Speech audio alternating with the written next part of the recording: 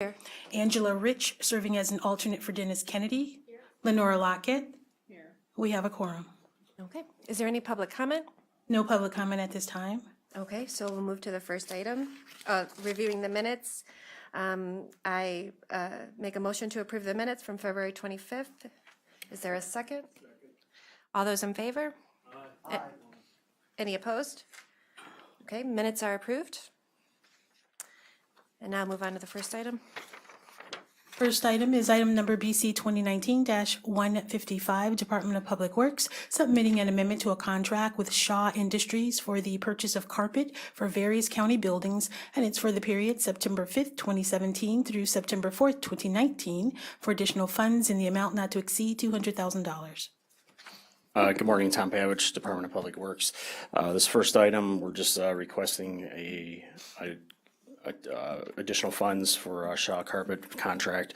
There's no change in scope, no change in time. It's just additional funds for $200,000. This is with our Shaw Carpet. They're our provider for internal carpet services. Are there any questions? I have a question. Do you know how much is the balance on the contract now? I'm going to turn to Matt for this one. Hi, Matt Reimer with the Department of Public Works. Can't answer the exact unexpended balance, but for what we've tasked out, the balance remains $2,109 of the original contract amount. And then so that this $200,000 would be in addition to that. Okay. Okay. Thanks. No more questions. I make a motion to approve the item. Is there a second? Second. All those in favor? Aye. Any opposed? Item's approved. Thank you. Thank you. Next item, item BC 2019-156, Department of Public Works, submitting an amendment to a contract with Quality Control Inspection, Inc. for construction management and support services, and it's for the period January 2nd, 2018 through January 1st, 2021, for additional funds in the amount not to exceed $194,445.71. Hi, good morning. Matt Reimer with the Department of Public Works. This is also a amendment request for additional funds on an existing contract for general construction management and support services. This vendor in particular is our construction manager and field inspection service provider for the maintenance yard consolidation project at Harvard Road. And that's what all of this additional funding will go to. It'll bring us through those services through the end of the project. Are there any questions? I have a question. If it's solely for Harvard Road, are the funding sources misidentified? So recall that in the agenda meeting, we did present it as general fund, and we made the change to be the project fund, which has a distribution of the 70% sanitary, 20% road and bridge, and 10% general fund. Okay. Thank you. If there are no other questions, I move to approve the item. Is there a second? All those in favor? Aye. Any opposed? Item's approved. Thank you. Thank you. Next item, item BC 2019-157, Department of Public Works, submitting an amendment subsidiary number 1 to a contract with Great Lakes Construction Co. for the Cuyahoga County Airport Runway 624 Safety Area Improvements Project, numbers 3 and 4, Airport Improvement Program, and it's for additional funds in the amount not to exceed $72,988.81. Nicole English with Public Works. So this cost is to amend Great Lakes contract. Great Lakes was our contractor that is out on the airport runway project currently, which will be completed this spring. And through a prior approval through council, we purchased a house that was identified in the master plan that needed to come out as part of an obstruction to the airport. So there was one house, and then there was actually a garage across the street, which had the purchase had been done years ago, but the garage had never been taken down. So we demoed both of those properties with our contractor that is out on site, and that's what this cost is. It is anticipated that this would go in a future FAA grant application, so it should be covered 90% FAA and hopefully 5% ODOT. It's just that it will go in a future ask. And we did get a question just prior to the meeting. The improvements will be completed this spring. And then as far as are we purchasing non-county owned buildings, it's because this was a house that was identified through the master plan that needed to come down. It was used, we coordinated with the police department out there. They did some SWAT team training and some work out there that they did use the building before we took it down. House, it was a residential structure. Any questions? Nicole, did we figure out the funding? Yes, so we talked with Chris Costin, and the whole project had enough money, and it was funded. We purchased a certain part, I think it was 120,000 was the purchase. There was still an excess in the purchase, not enough in the demo fund, so he's making a transfer, which should come at council later this month. So our understanding is the project was funded, there was enough money, it just was in like two different places. There's over money in the purchase price and underfunded in the demo, so they're swapping the funds. Okay, That's my understanding. okay, I spoke with him this morning. okay. You have to look so nervous. But we're still That's what he said. anticipating a revised capital plan that will reduce something because the airport took it over They- budget. Mike might have to answer. I'm not sure on the overall Our capital only plan for the question airport. on this particular item was that the capital plan that was presented to us totaled significantly more than the 7.2 that was allocated in the budget. I'll have to go back and review that again, Okay. but I'll get you an answer later today. Thanks. Next item. Oh, I'm sorry. I make a motion to approve the item. Is there a second? All those in favor? Aye. Any opposed? Item is approved.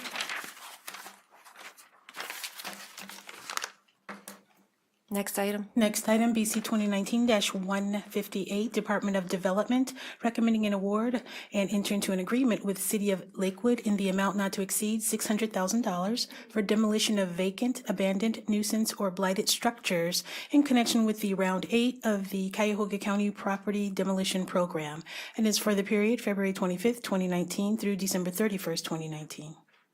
Good morning, Ken Surratt from the Department of Development.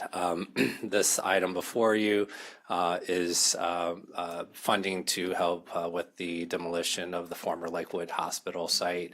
Once it's down, that will make way for, I believe it's called One Lakewood Place, a new multi-use housing, residential, retail, as well as some outdoor space as well. Any questions? Okay, I make a motion to approve the item. Is there a second? All those in favor?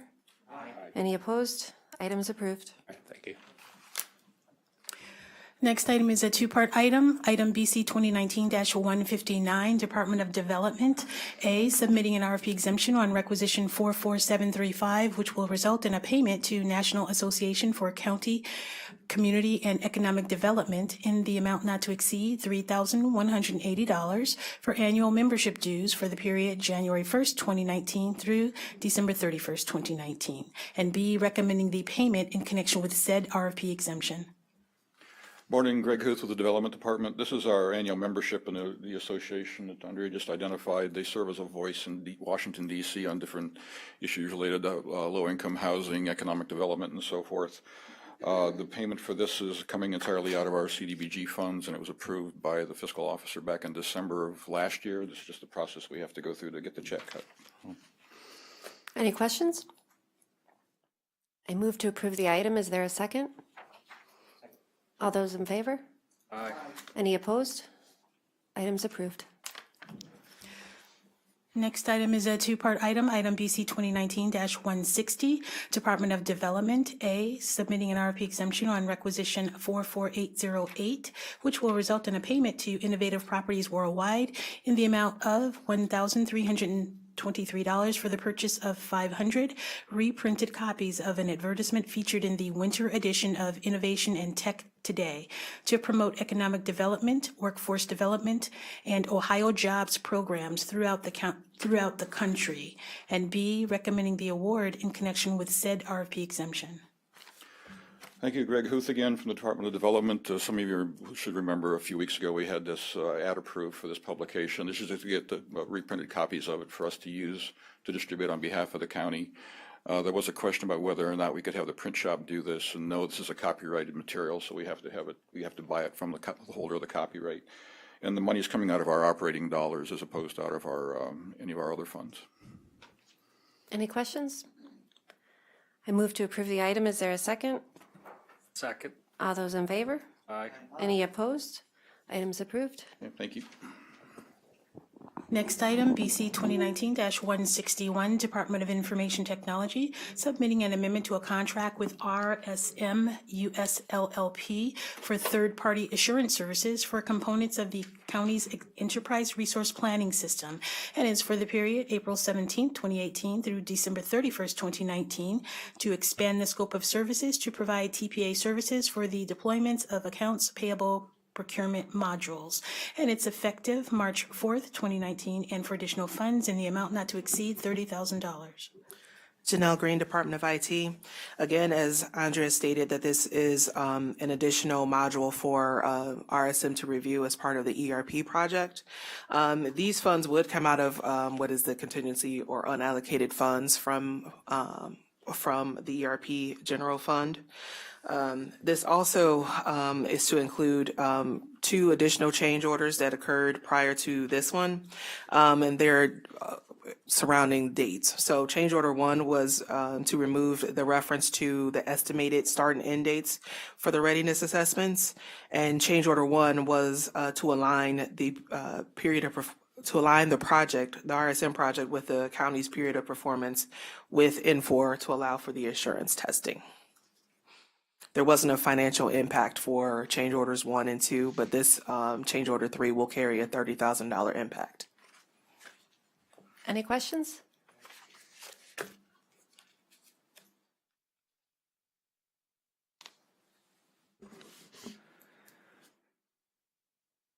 There can be no doubt of the need for TPA testing on the accounts payable module. It's a very important installation. My only question was, why was this evaluation not included in the scope in the first place? As far as what I gather, when we did the initial RFP, there was a guesstimations as far as what the project was going to cover. So when they looked at this particular portion, they and I'm speaking on behalf of the project team, I'm not a part of that, but when they came to evaluate what the services and what needed to be covered and what needed to be assessed, this was decided as a module that definitely needed to be reviewed. So going further than that, I would have to report back to the project team to get more information in relation to that. Well, it's certainly clear that this needed to be included. Why was it not clear from the start? I mean, this is a major testing area. It just surprises me. Again, I don't have that information, but I can go and get that information for you and report back to you today. Okay, thanks. So just to be clear, in the answer back that we asked, the 30,000, is that a drop then from the contingency? I understand it's still within 25 million. Yes. So the last contingency amount, I believe, was around $920,000. So yes, it will be a decrease in the contingency amount. So when we see an overview from those that are moving us along, we're going to see a drop in that number. Yes. Okay, thank you. Sure. Any other questions? I move to approve the item. Is there a second? Second. All those in favor?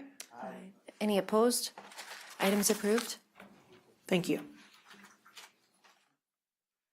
Next item, item BC 2019-162, Department of Information Technology, on behalf of the Department of Law, recommending an award on requisition 45045 and to enter into a contract with Everlaw, Inc. in the amount not to exceed $20,000 for cloud-based e-discovery software services. And it's for the period March 4th, 2019 through May 31st, 2019.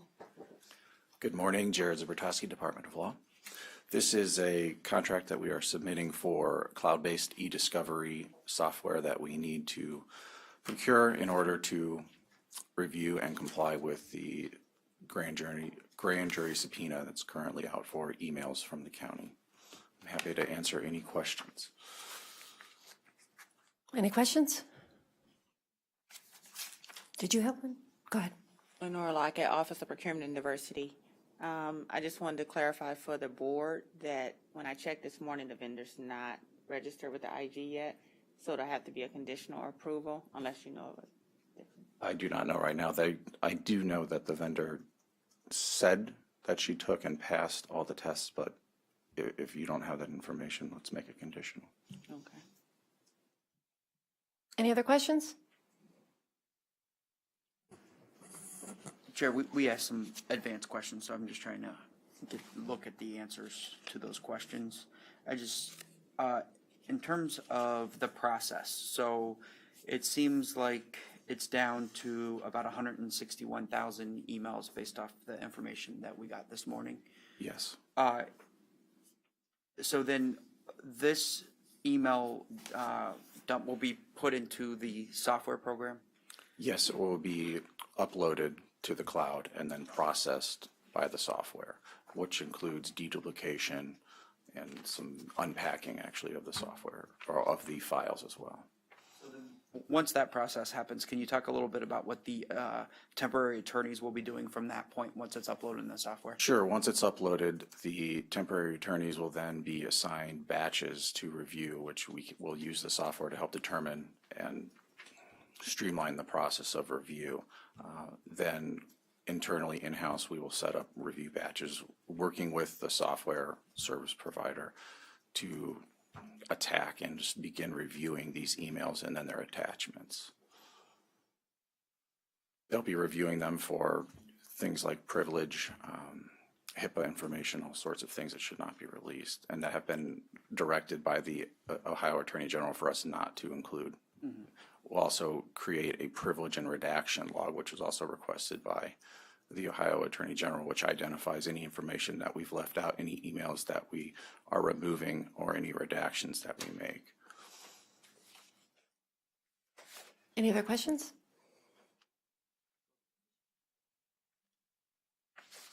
How long is this 20,000 for the software to last? Is this our software to continue on for? How long are we going to be able to use the software for $20,000? The $20,000 figure is for this project right here. I predict, and I've been building into the model about 3 months of storage of this data. This is not a long-term solution, although I do anticipate working on a longer procurement for a long-term solution, as this e-discovery is a process that is continually going on, not just for subpoenas, but also for civil litigation. This is a tool that we will need, but this immediate contract is for this immediate need. Is there I don't know how to say it, a larger amount that we're paying because of the urgency? And would this have been less if we asked for it and had more time? No, these rates are the same and would be the same regardless of the length of time that we would use them. However, as we look forward for a longer term procurement, we would likely get a break on the amount of data, the amount per gig that's stored. So that's not due to time, but simply would be to the amount of volume. Just as a follow-up then, so in your opinion, 20,000 for 2 to 3 months is not excessive? No, that's in line with what we predict, and if we can reduce the amount, if rather than 3 months, if 2 months, we see a substantial savings. Okay.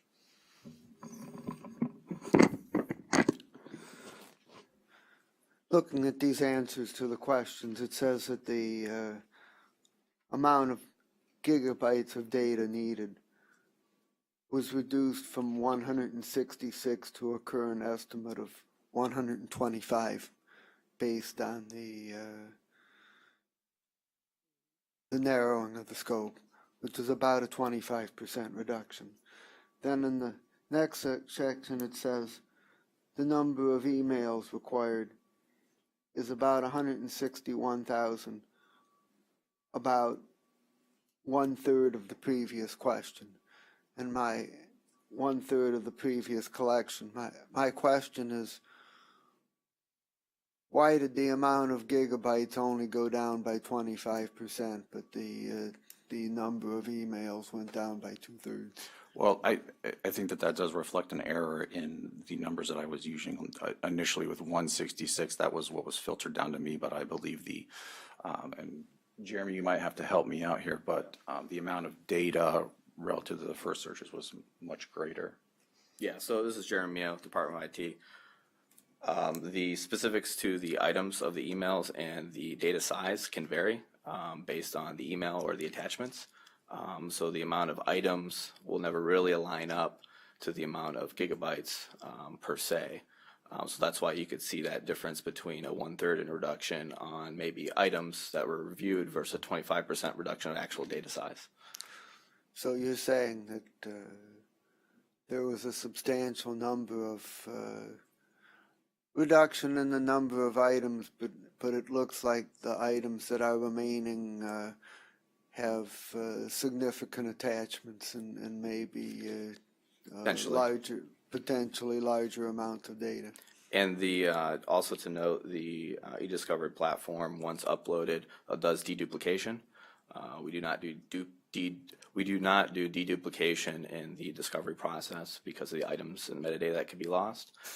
So there could be an additional reduction in size as well once this is uploaded to the platform. So that 125 gigabytes is only a max. It could go down to 100 gigabytes once deduplicated, but we won't know until that process exists. Okay, fine. Any other questions?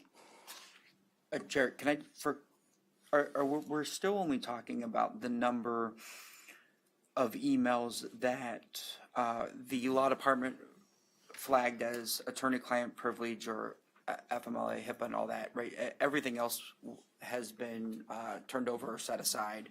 We're only talking about the emails that from the email addresses that the law department set aside, correct? No, these are all of the emails, and then we've done, you can maybe explain the search terms, but these are all the emails that we will have to review, and they also have, many of them have attachments. Well, so I thought how the process was working, we took all the 6 inboxes that were requested, and I understand the one, they still want the complete inbox, but the remaining 5 individuals, they provided search terms, key search terms. So yes, so there are a multitude of searches that happen to encompass all of the data. Some of them were searched in a way where it will help identify attorney-client privilege, like any emails to a law department or any emails to an external law firm, just to help the discovery phase once we upload it. Right. But these batch of searches of the 125 gigs are in a multitude of probably under a dozen searches that include all of them to help in the redaction or review process. So this is the 125 gigs is the encompassing of all of it, which includes both privileged and non-privileged. Mm-hmm. But I didn't think we had to review the non-privileged. That's we You have to review it to make sure it's not privileged. Correct. So we have to review every single email in all 6 of those inboxes. Correct. But that goes in more the legal. That's why the eDiscovery platform will help us identify that. We've already done some pre-identification to assist in the process, like splitting out law department people that we know exist, as well as external firms and those search terms. But again, we have to review every single email. But that goes into the legal perspective. And Jeremy, this isn't for you, but if I sent an email to one of them, where under what area would it ever be privileged? That would require a review, or if any of the council members sent an email to anyone. Well, the law department will review the email to see if there is any type of applicable privilege. So one privilege that we often talk about will be the attorney-client privilege.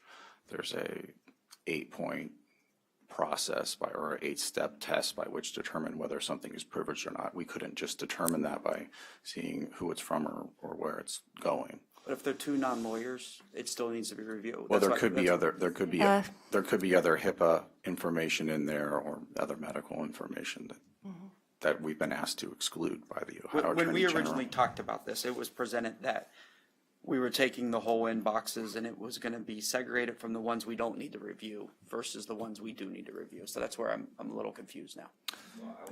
I would say from an IT perspective, it was just a quicker, so you know that these in fact probably contain privilege, so we can quicken the process to review for the any external staff or internal staff. And then these ones, we might know that they most likely don't contain privileged, but we still have to review them, and it might just be a quicker process in the review process. So it's just really just trying to segment everything out to get the quickest production to fulfill. Is that? No, that. And there's other stuff too. So for instance, on an IT perspective or even a public safety, there's security infrastructure records and other things that could be in there, or HIPAA. Anyone can have FMLA, paperwork going back and forth.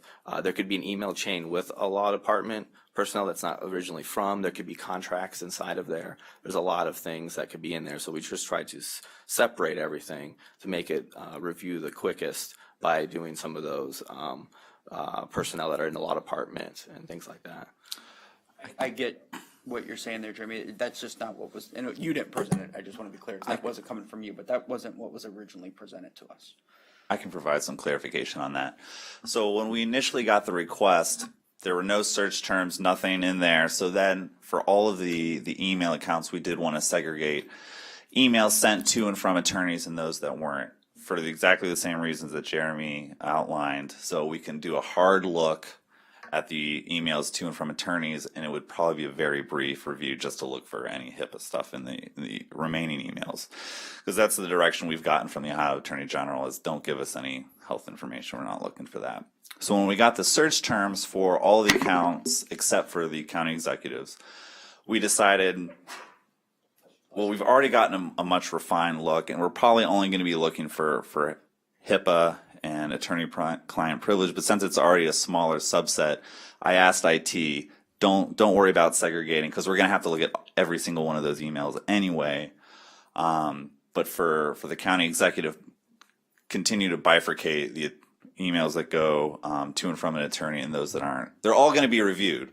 But it was meant to expedite the process. So that explains the change. Once we got the search terms, we said, well, once it's a smaller subset, don't worry about segregating the attorneys and the non-attorneys. Thanks for the explanation. Okay. In the first two times that we were asked on funding for this process, it was never mentioned that Everlaw or another software was going to be needed.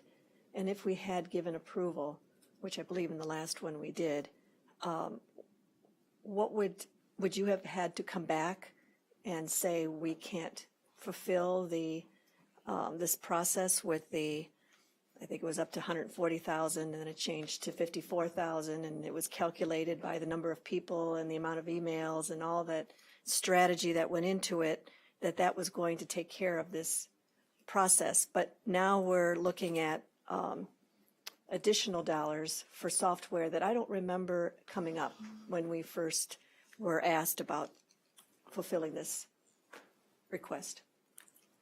Well, I don't think that these are additional dollars. This is actually less money. What we did initially want was a contractor that would not only provide the attorneys to do the review, but also software and licensing to do that. When we put out that bid, 3 came back. Only 1 was within our budget, which is the current contract that we have. They did not include software or licensing within that. The other 2 bids were significantly higher. If we take the price of the contract attorneys, which I believe is not to exceed $54,000, and we add the maximum not to exceed 20, we're at $74,000. That's still about $50,000 less than the next lowest bid for contract attorneys and software. Thank you, and I understand that. I guess I'm just asking, though, at the time that the 54,000 was approved, would you have had to come back again and say that's not enough because they do not have the software needed, and we need another 20,000 in order to complete the project? Well, I want to make, as soon as we understood that the bids came back that did not include software, that would be the one that we would go forward with. We began the process of procuring this because we did not know if we would need it or not. But as soon as we did, we started this process. last week when the 54,000 was presented, it was communicated that it didn't include any software. I think that's why it was so relatively inexpensive. And then they had started this process of doing the procurement last week. Right. So, I mean, I don't remember if it was communicated that they were going to do the additional, but there was working in the process because even with the contract attorneys, they need something to sift through. Right. I don't remember that gold or golf finch. Goldfinch. Yeah, was a problem at the time. I don't remember that being said that, remember, you may be giving us 54,000, but we will be back for more because this company doesn't, and we don't have the resources to be able to fulfill it. Now, I could be wrong because there was a lot of conversation about it, but you're saying that absolutely you would have had to come back and ask for another 20,000 in order to fulfill the request. I think that as soon as we, maybe this will help with the timeline, as soon as we determined that we would have to provide software, we started to investigate all the different programs out there. The first one that we looked at was Goldfinch, and we very quickly, after looking at the thing and the size and the scope of this project, especially with the privilege log that would be required, we determined that, you know, that would be a challenge to use Goldfinch in this process, and we've continued in this manner to procure the software that we need. If I just may, just to get an understanding, so Everlaw, now that we are asked to support that, do you find any better efficiencies that you were surprised to find that perhaps may equal to not needing as many attorneys, or that may provide a quicker way of meeting this this process? Well, the first step will be, if this is approved, to upload the information, and it will begin processing. Only upon processing will we have any idea if there is a reduction in this 161,000. We do expect that there will be some deduplication that occurs, but as to what percentage, I can't speak to that until the process actually gets to run. And just one final, we are still on a deadline of March 18th. That's correct. Is there any thought that an additional deadline would be needed, or are you confident that with perhaps what's approved will bring us to the finish line of 3/18?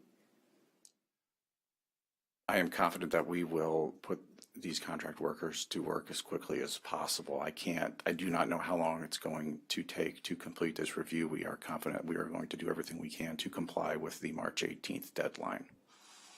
Then I guess I have to ask the next, are you at all prepared to ask for an extended deadline just in case we're not going to be able to meet the 3/18? I am not prepared to do that. I am not in communications with the Ohio Attorney General regarding the deadline. Okay. Any other questions? I have one follow-up question from Councilwoman Baker. On the two bids that we received for, I think it was 2 additional bids that we received for the attorneys, did they break up the cost of software and attorneys versus just a total price for both?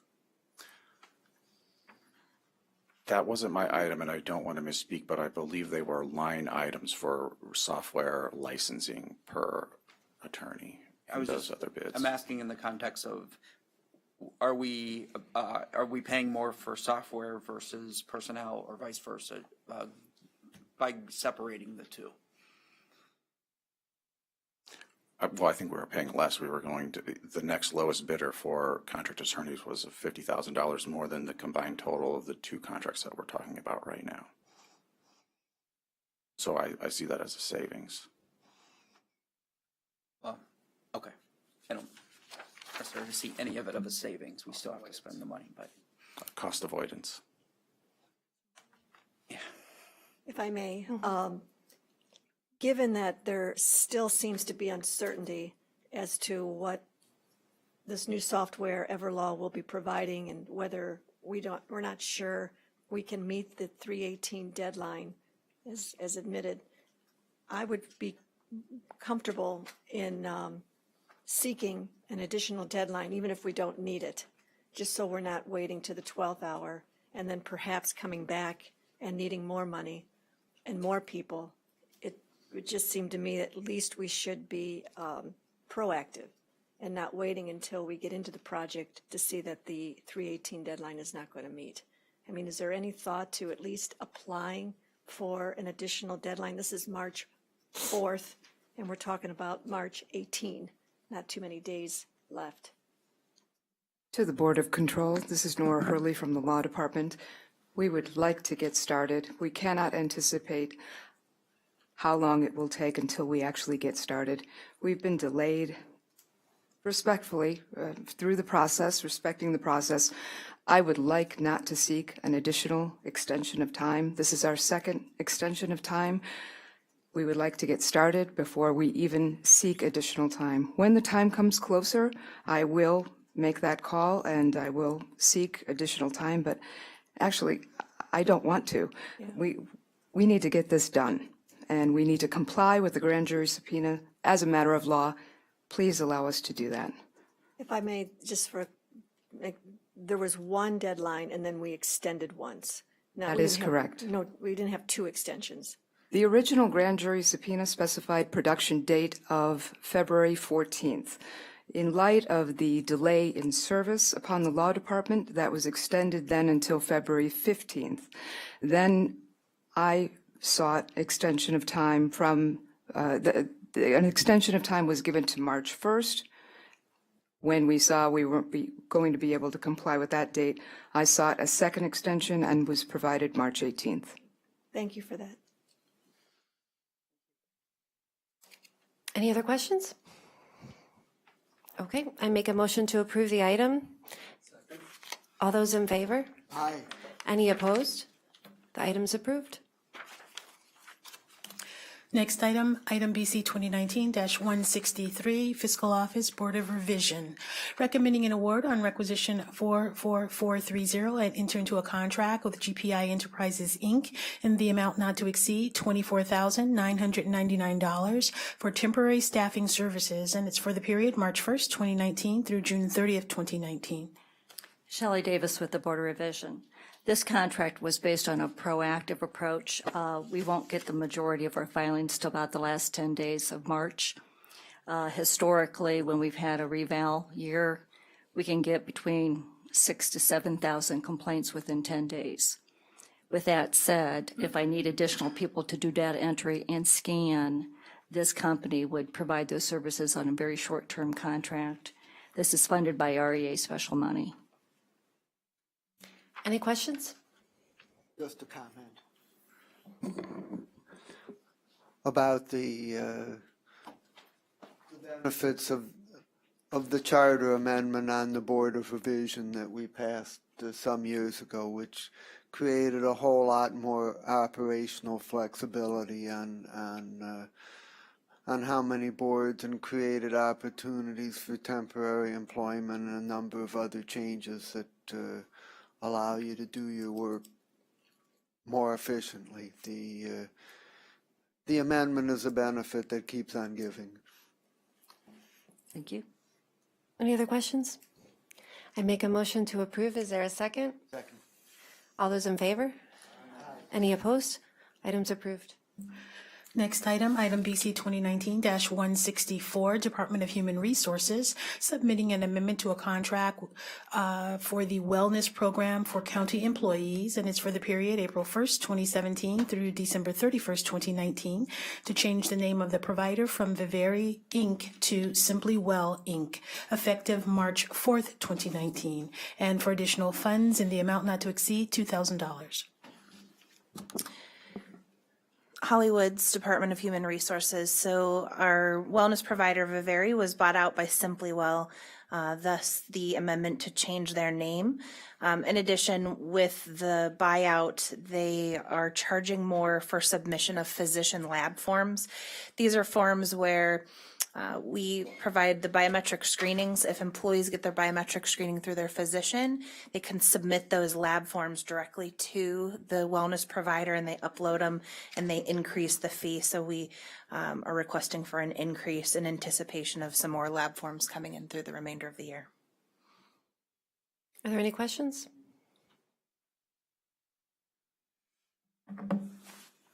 When I went to Simply Well lately, there was a third name that it seemed to suggest they were migrating to. Is there another name, or is Simply Well the name? They actually have been bought out again by Virgin Pulse. Virgin Pulse bought a number of wellness companies and they're all merging together. So it hasn't officially happened yet, but we would come back and they would be changing names. I don't know if the timing will be by the end of this year or not, but yes, there has been another buyout. You know, I remember this cartoon that I saw as a child where there was a fish and right behind it, it was swallowed by a little bigger fish, and then it was followed by a little bigger fish and a little bigger fish. The big fish has swallowed them, so I think they're not going. They should be stabilized for a while. Just curious on the increase. They aren't, given that we have a contract, they aren't obligated to stay with our contract and give us the services that we contracted with them without increasing? The majority of the services they were required to stick with. This was one area that was an extra item, and the way that it was worded in the contract, they did have the ability to adjust it. And we increased it simply because we know more employees are utilizing their own physicians too. And because they were raising the price, we wanted to make sure we had enough there through the remainder of the contract. But we did review it with the law department, and they did confirm that it was worded in a way that would allow them to change just this area. If I just may, if it hadn't been bought out, would the original contractor increased for this service to the end of the year? Not that I'm aware of. The new company actually uses a different provider for the processing of these forms, and that was the reason for the increase. So I don't believe, if there had been no changes of hands, I don't believe we would have experienced an increase. You know, I would only say that when this comes back for review after it expires at the end of the year, that we consider that they did increase in the middle of a contract, that they really are obligated to fulfill until, especially since it's ending at the end of the year. You think they could have run the contract out and then increased for next year. Right. But if that's the way it is, it's the way it is. Thank you. Do you have a question? Yeah, one more question. Do we have county-provided biometric screening scheduled? We have, yes, so we're doing it a little bit different throughout this year. Instead of just holding the biometric screenings during the wellness fair, we're actually going to stagger them through the locations throughout the year. We're going to be sending information out to employees. I'm actually coming up soon because we'll be holding some biometric screenings just this month, but we're going to offer more opportunities to get those screenings in-house at the county. Okay, fine. So I just have a question. If we plan to RFP this service? We would, yes.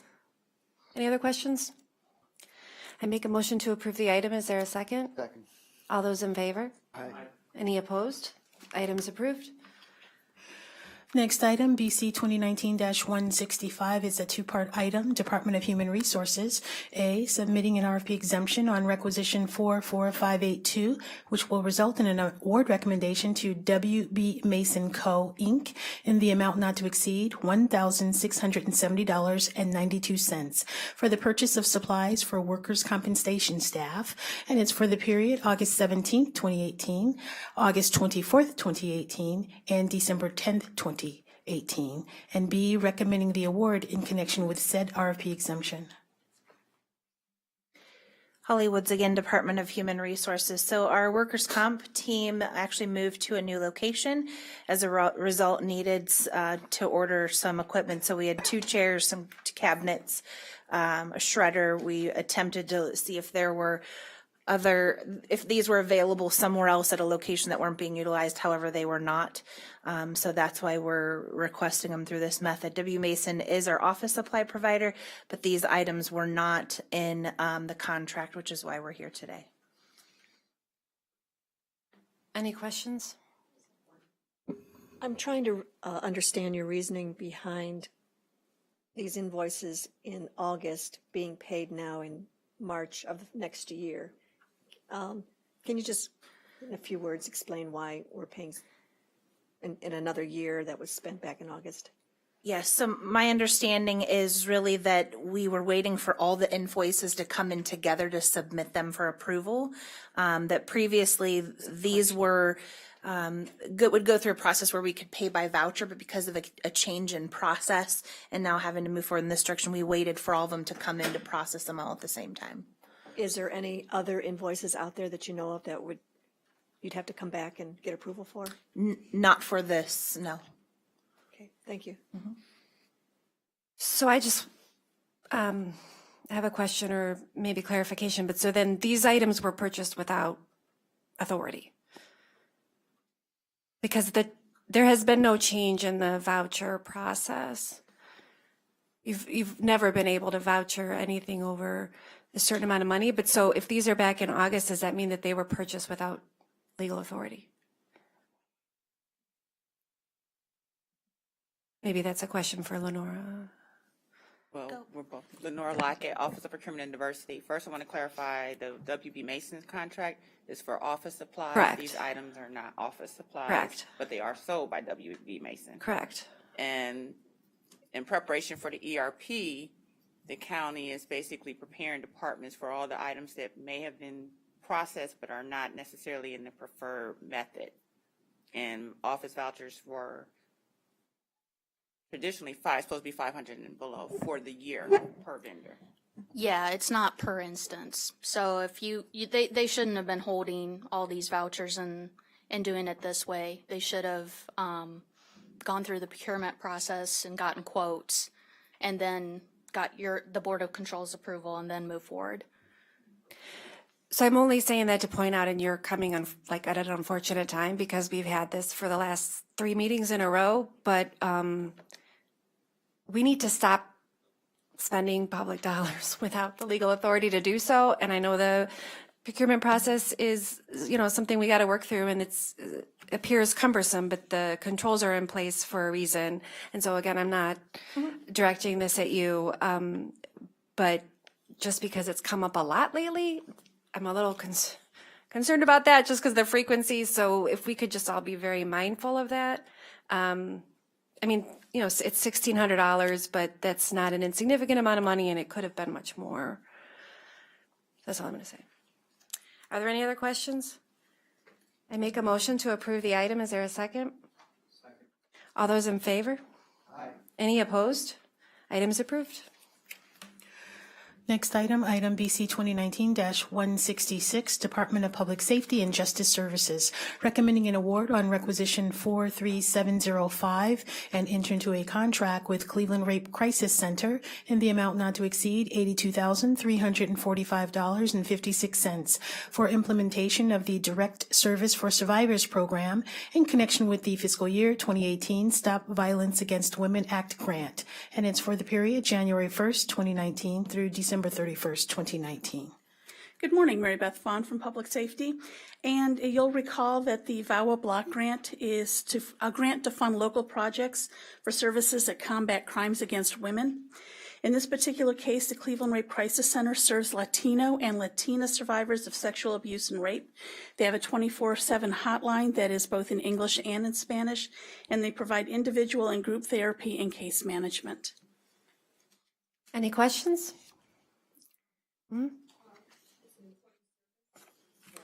Glad to see that that's asking for approval. Is there a reason why we lost 2 months? Yes, this is the one, you saw the other 5 more of these about 2 weeks ago. This is where we have to wait till we receive the grants award, and then we get that gets accepted, and then we get the appropriation in place before we can actually submit the contracts, which was what happened here. This somehow in the approval process just got separated from the other ones that you saw 2 weeks ago, but it's an improvement over last year because last year you looked at this on April 30th.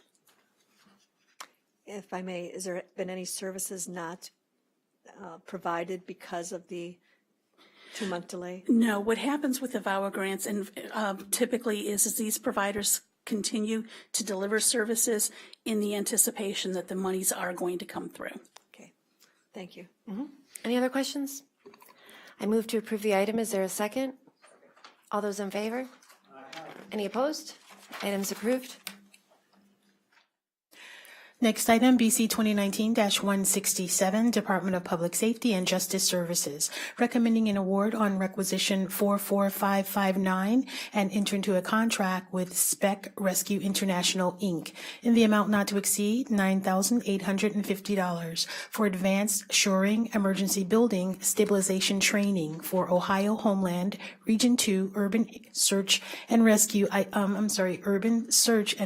team members. And it's for the period March 4th, 2019 through March 23rd, 2019. Good morning. As Andrea explained, this is to actually teach the USAR teams some new shoring methods.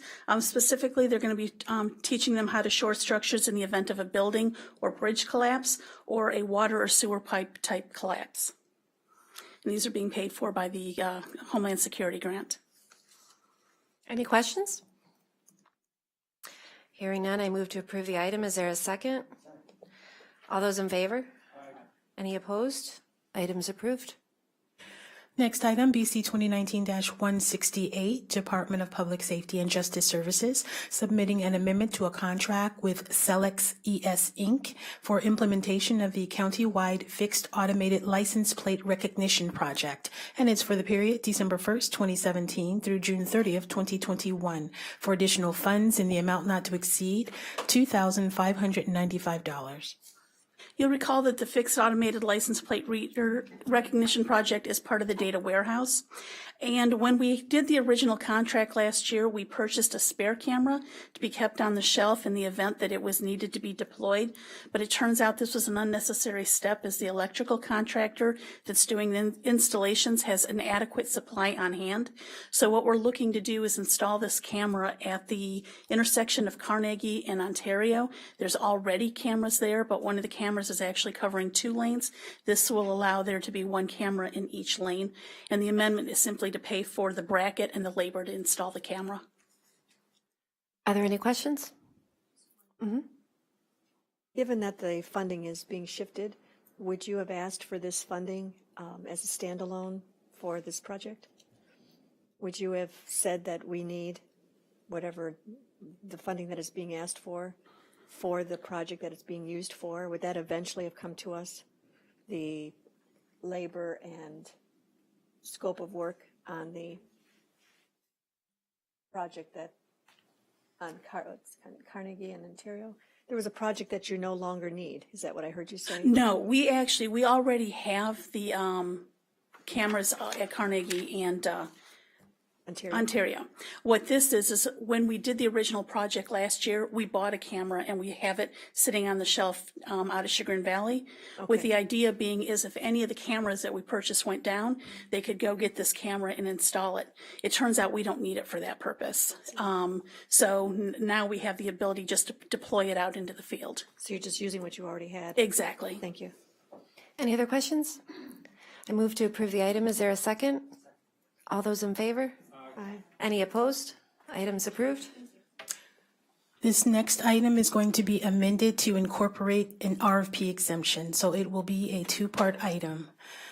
Item BC 2019-169, Cuyahoga County Sheriff's Department, A, submitting an RFP exemption on requisition number 44792, which will result in an award recommendation to Alliance Healthcare Solutions, LLC, in the amount not to exceed $500,000 for temporary nursing services for all county jail medical facilities. And it's for the period March 4th, 2019 through December 31st, 2019. And B, recommending the award in connection with said RFP exemption. Good morning, afternoon. Donna Cleo, Sheriff's Fiscal Manager. This is kind of, we're trying to be a little proactive here. The one thing I noticed is the Educare nursing staff, we have the invoices are getting larger and larger each month. We have worked with Alliance in the past through the 2 mission criticals. So what we wanted to do is just put a second contract in place as a safety net, just to make sure we have enough nursing coverage. And that this is, since we have used this vendor, we have already onboarded some of their nurses through the mission critical. We just did an RFP exemption to see if we could, and get a second vendor in place. Any questions? Don, I know it's hard to tell, but do you believe after this temporary contract, or this contract, will this get us through until the point in time where Metro would take over? You know, I'm very hesitant to speak on that. What I did do with these two nursing contracts is run them to the end of the year, which is when the Metro contract, the 5-year Metro contract expires. Where we are in that process, I'm not privy to any of that. I don't know the answer. And they don't update me on where we are with Metro Health taking over the entire jail medical. So I don't know. I guess maybe closer to the fourth quarter of the year, if that hasn't happened, then I may have to come back and do some amending, something like that. But I really don't know the answer to that. And are the prices similar to our current temporary contract that we have as well? They are a little higher. That's why Alliance, who did bid on the original RFP, did not win the bid. They're a little higher.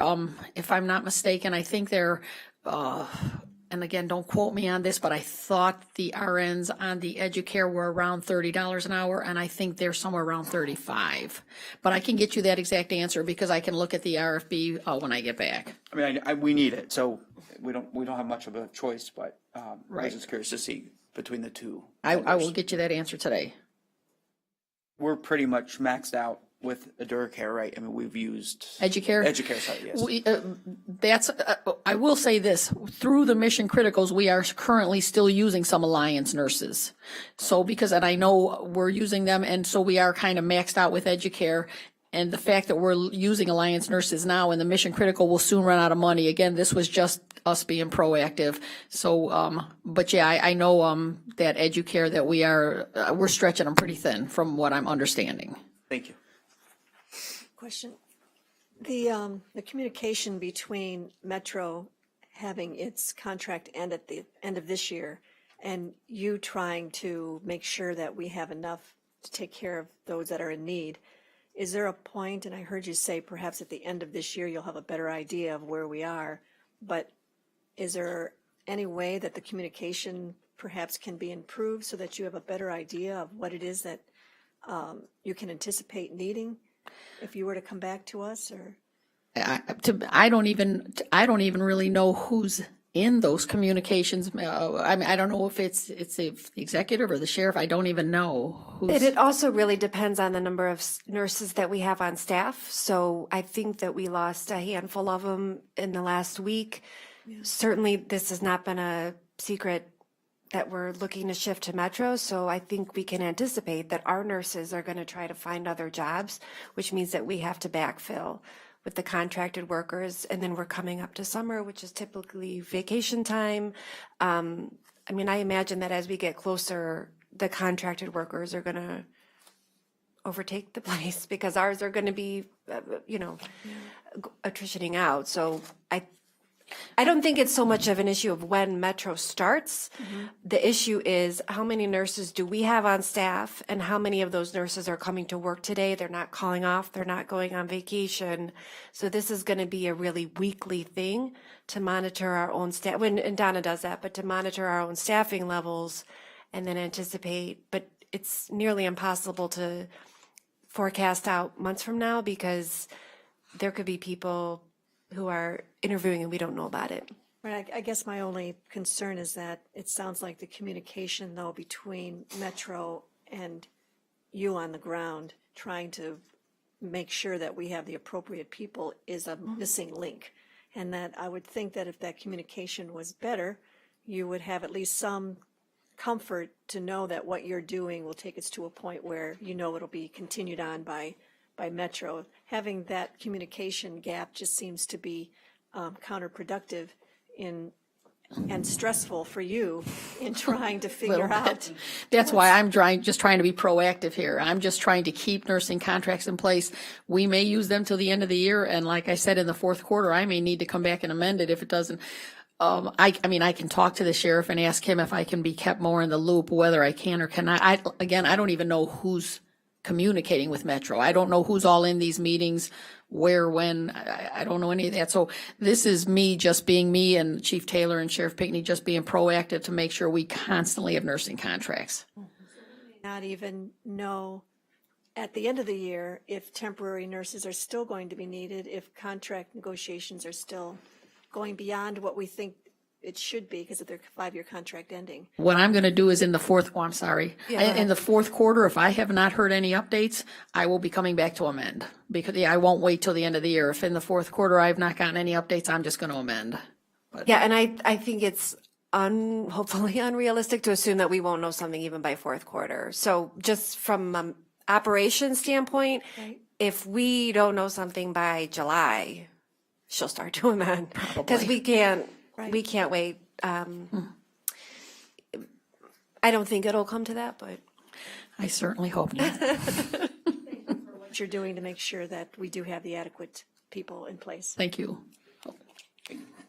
Councilwoman, just to add, I know there's an effort to try to incentivize the existing county nurses to stay until the takeover is, the transition is completed, and hopefully that will require less of a need to use this temporary contract, but it's there in case we need it. So, and I do think we'll have a better picture here in the next 4 to 6 weeks with Metro, just in terms of where we're at with crafting the definitive agreement. I think once it's actually crafted and sent back over to the county, we'll have a better idea of where we'll be. Any other questions? I move to approve the item. Is there a second? Approve.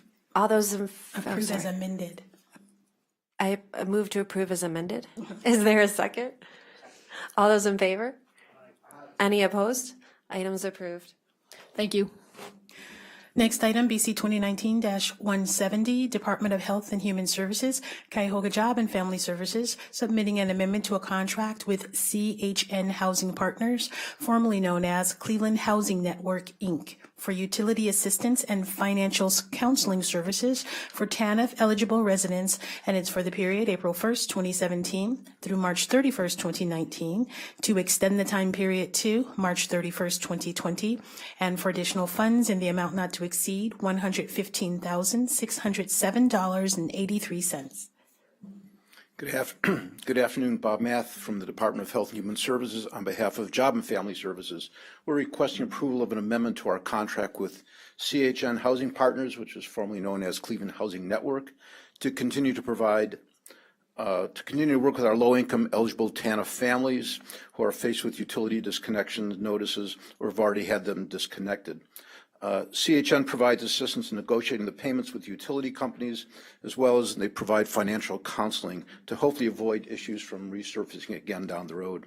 Serves are provided out of 5 locations: downtown on Payne, in Fairfax, on Fulton Road, Metro West, in Euclid that started this past January, that's soon to start. They're opening up a new site in Maple Heights. This service was competitively procured via an RFP. The current contract ends March 31st, and we're seeking approval of amendment beginning April 1 to continue the service for another year. If I can, just share with you how the program is really performing, give you a sense on the return of our investment. This past year, they will serve about 2,400 folks who are coming to their offices, and these folks are coming with over $5 million in utility arrearages. After negotiation, we avoided about 1,800 disconnection notices have been avoided, and about 725 utility services have been restored with their help. Once CHN negotiates with utility companies, they also ensure that these families are connected with the appropriate utility assistance programs and are put on a payment plan that they can maintain. After negotiating with the utility companies, JFS, through their PRC program, which is their Prevention, Retention, and Contingency Program, which is funded 100% with TANF dollars, pays about $1 million to avoid these disconnections. Under PRC, just to give you some sense, under PRC, clients are eligible for $750 per year for utility assistance. And if we gave clients the maximum amount without any kind of negotiation, we'd be spending about $1.7 million of PRC versus the $1 million that we're currently paying after the savings and after the negotiations. So it's about a $700,000 savings that goes back in, for other emergencies that clients may need going forward. Any questions? Is the Payne location Virgil Brown? Payne location? P-A-Y? Oh, no, it's on by Asia Plaza on 36. So it's a CHN site? CHN site. I move to approve the item. Is there a second? All those in favor? Any opposed? Items approved. Thank you.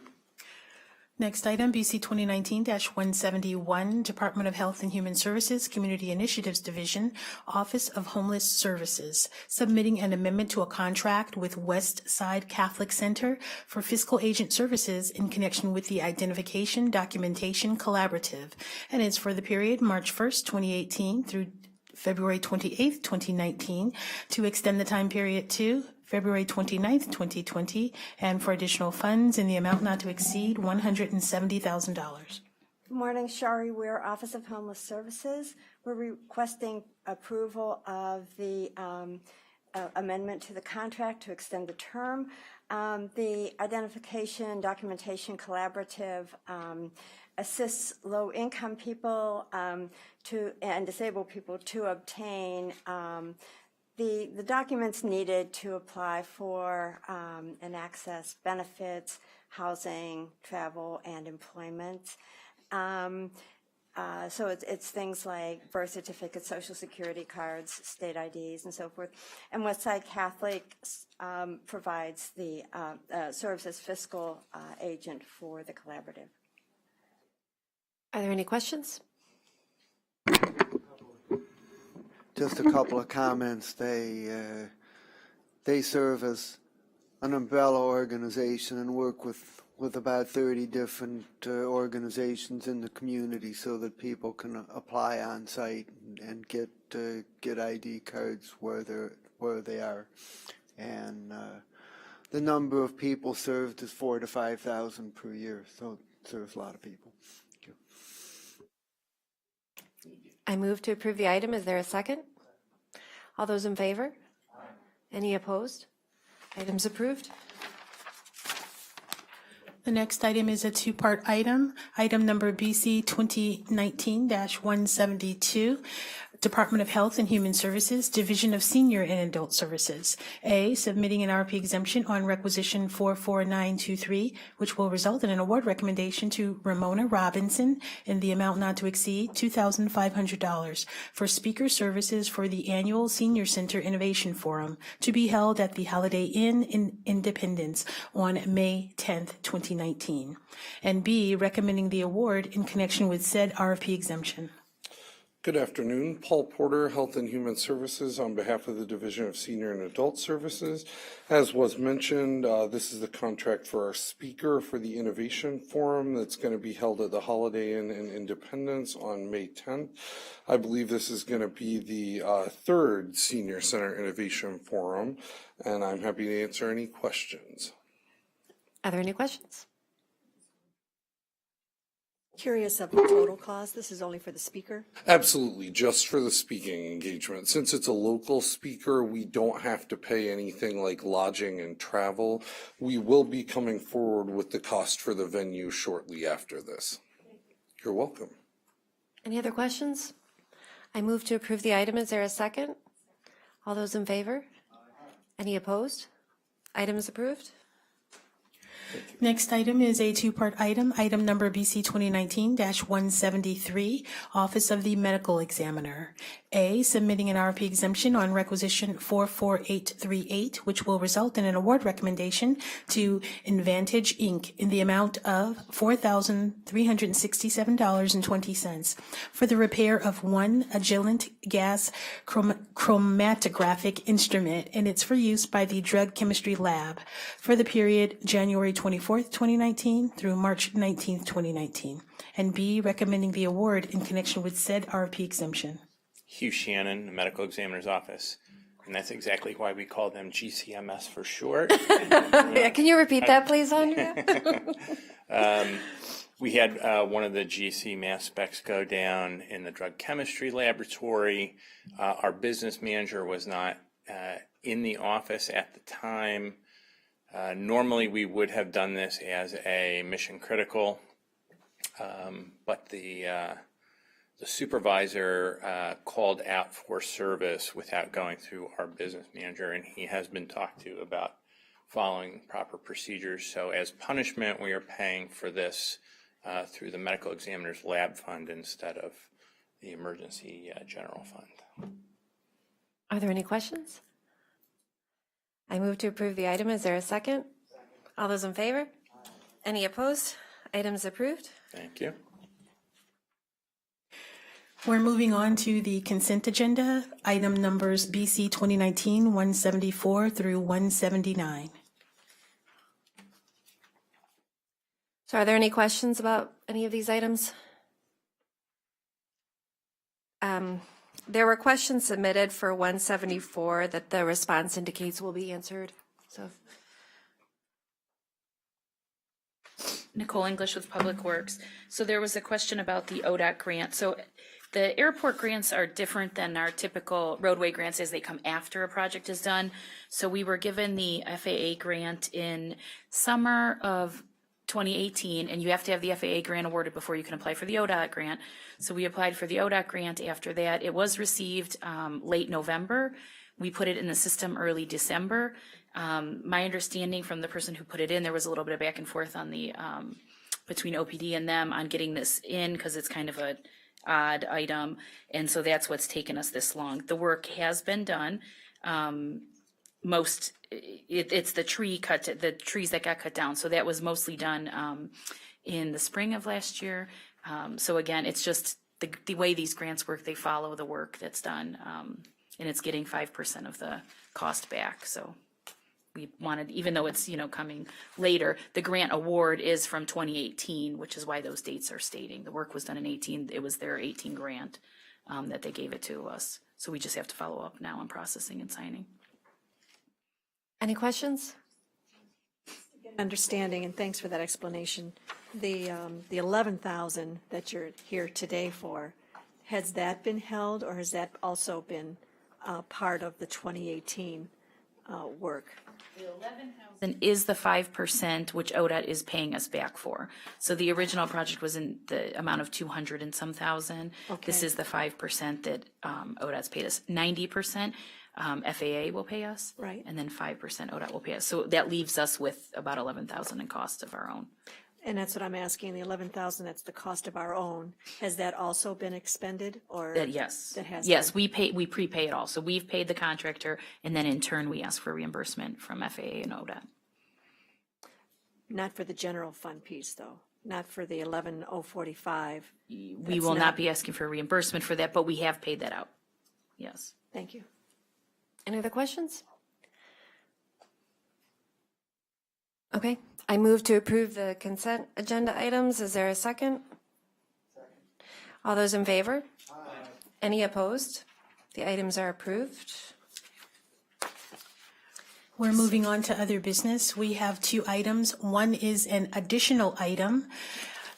Item number BC 2019-180. It's a two-part item. Department of Information Technology. A, submitting an RP exemption on requisition 44971, which will result in an award recommendation to Sherpa Government Solutions LLC in the amount not to exceed $14,005.60, and it's for the purchase of 10 budget management software licenses and maintenance on business objects in connection with the ERP system. And B, recommending the award in connection with said RP exemption. Janelle Green, Department of IT. At the last BOC meeting, I stated that this was coming. This is software that is used with the Sherpa licenses that we actually obtained from the N4 contract, the licensure contract. So we are adding on this piece in order to be able to run reports from the system for the ERP project. And this is needed sooner so that the team can start testing and really viewing the data that we have imported into the system. Questions? I move to add the item to the agenda. Okay, thank you. All those in favor? Aye. Any opposed? The agenda's been amended? Question. Yes, sir. Does this further subtract from the $920,000 or so contingency? Yes, it does. It does, okay. So I just have a question. This is just for creating reports, or do you know? Because there's 11 of us. Yeah, this is for the initial, I think it's like a perpetual, it's not necessarily a named license. So if you're not all in at the same time, you can still pull a license. Oh, okay. So that's, they just said that they needed 10 Okay, well, So as long as you're not all at the pick our same least time. favorite, I guess. Yeah, as long as you're not in at the same time, everybody should be able to. Okay, At thank some you. point, use it. Sorry, do you have a question? I was just going to ask something similar to what Maggie did.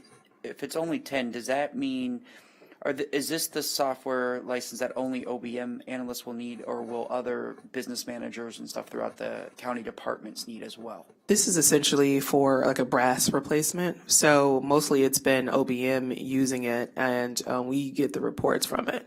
So there could be an additional cost coming down later, which I anticipate will likely go into the IT general fund. But we definitely needed at least 10 for the testing of it. Okay, all right, so it seems like we're going to probably need much more than 10. Well, my understanding, and I would defer to IT to answer, but this software is going to essentially let us prepare the schedules that you normally look at, so those like fixed reports, but anybody can go into the system without this and pull the data and create their own kind of ad hoc reporting. So I might change my mind when we actually get in and see everything, but at this time, I don't think we'll need to have this for every licensed user of BFM, which is going to be 100 people or something, but we'll see. But I think this is just for us to create like our standard fixed reports. Any other questions? I move to approve the item. Is there a second? All those in favor? Aye. Any opposed? Item's approved. Thank you. Next item is a mission critical item. Office of the Medical Examiner recommending an award on requisition 45003 to Dodd Camera in the amount not to exceed $1,599.44 for the emergency repair of 2 Nikon lenses for photography and 2 Canon cameras for fingerprint lab. And the funding source is the Medical Examiner's General Fund. Hugh Shannon from the Medical Examiner's Lab. We had a couple of cameras that went down, and we used them extensively, both in the field and as well as in our laboratories to photograph and document evidence, and in the autopsy suites to take photos of decedents and specimens. Any questions? How did they go down? Did someone drop them? Did they just get worn out? Did they? So we'll have to look at the ones in the laboratory. What we did was when we started a few years ago putting the cameras in the laboratories to photograph the evidence, we used the older cameras. And I have a feeling that it may be a combination of either wear or someone may have dropped them, because the people who are using them in the laboratories are not professional photographers. The other ones in the photo lab, there was a defect in the lens, I'm told. Move we amend the agenda. Second. All those in favor? Aye. Any opposed? The agenda's been amended. I make a motion to approve the item. Is there a second? Second. All those in favor? Aye. Any opposed? Item is approved. Thank you. There's no other business at this time. And no public comment. Is there a second? Second. All those in favor? Aye.